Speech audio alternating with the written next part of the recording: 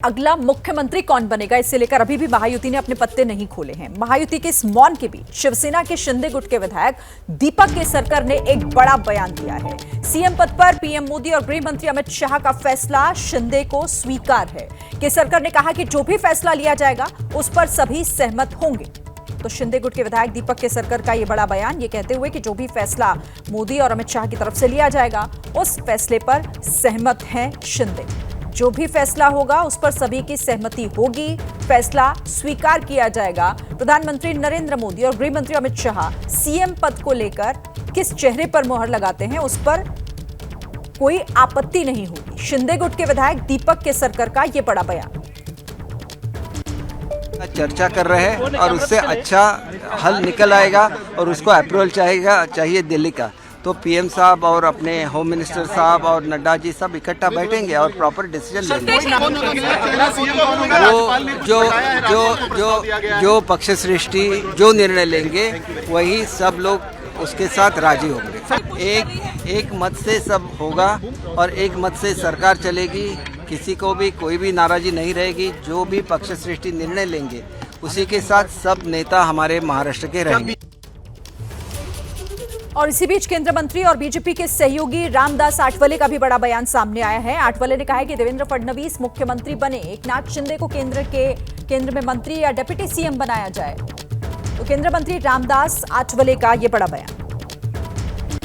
Sir, बात करने के लिए रामदास आठवले साहब, महाराष्ट्र में एक बड़ी जीत दर्ज की एनडीए ने, लेकिन अभी भी मुख्यमंत्री कौन होगा इसका फैसला नहीं हो पाया है। सबसे ज्यादा सीटें 132 सीटें बीजेपी को मिली है और अजित दादा पवार जी के 41 जो एमएलए है उन्होंने भी मतलब देवेंद्र फडणवीस जी के नाम को सपोर्ट किया है।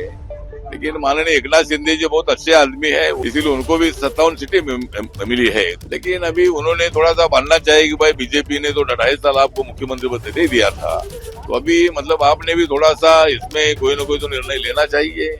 एक तो एकनाथ शिंदे साहब को केंद्र में मंत्री बनाया जा सकता है और दूसरा कोई वहाँ डिप्टी सीएम शिवसेना का बनाया जा सकता है। ऐसा कोई मार्ग निकालना चाहिए। लेकिन अभी एक बात तय है कि भाई देवेंद्र फडणवीस जी ने मुख्यमंत्री बनना चाहिए।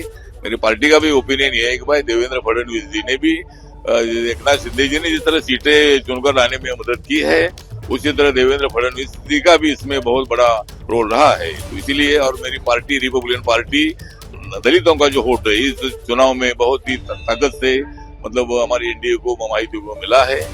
मुझे लगता है कि देवेंद्र फडणवीस जी को मुख्यमंत्री बनाना चाहिए और एकनाथ शिंदे जी को केंद्र में मंत्री बनाना चाहिए। तो अगला मुख्यमंत्री कौन, इससे लेकर हर दल की प्रतिक्रिया सामने आ रही है। शिवसेना की प्रवक्ता मनीषा कायंदे ने कहा है कि शिवसेना के नेताओं की भावना है कि एकनाथ शिंदे मुख्यमंत्री बने रहें। महायुति की बैठक में सीएम पद को लेकर क्या बात हुई, ये बात मीडिया में नहीं बताई जाती।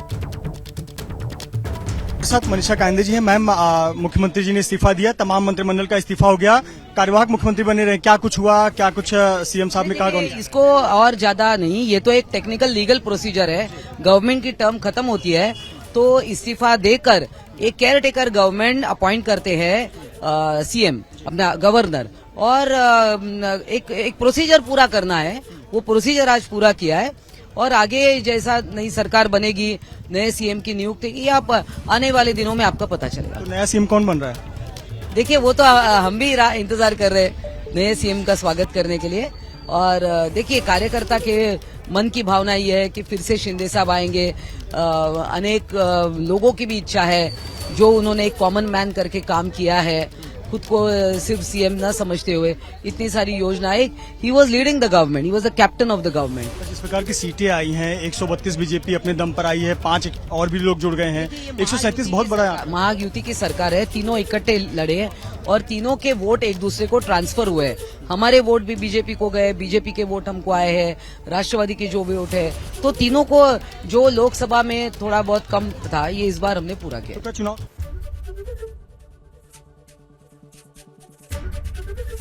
एबीपी गंगा, खबर आपकी, जुबान आपकी।